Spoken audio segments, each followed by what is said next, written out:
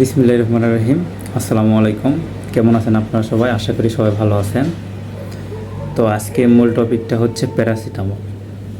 Paracetamol সাধারণত জ্বর বা ব্যথা কমানোর জন্য খুব ব্যবহারকৃত নিরাপদ ঔষধ।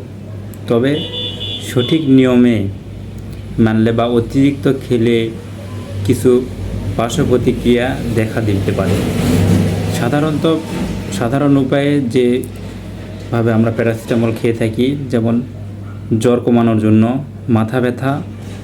মাথা ব্যথা বা শরীর ব্যথা এবং সর্দি কাশির সমস্যা আরাম দেয়, এগুলোর জন্য আমরা প্যারাসিটামল খেয়ে থাকি। কিন্তু এর পার্শ্ব প্রতিক্রিয়া যেগুলো হতে পারে, যদি কম দেখা যায় তবেও হতে পারে বমি বমি ভাব বা পেটে ব্যথা, অ্যালার্জি, মাথা ঘোরা। আবারও আছে আরেকটা, যদি আমরা বেশি প্যারাসিটামল খেয়ে থাকি ভুলেও, তাতে মারাত্মক সমস্যা হতে পারে। যেমন লিভারে ক্ষতি হতে পারে। সবচাইতে বড় ঝুঁকি, লিভার যদি সমস্যা হয় তাহলে এটা শরীরের মধ্যে সবথেকে বড় ক্ষতি।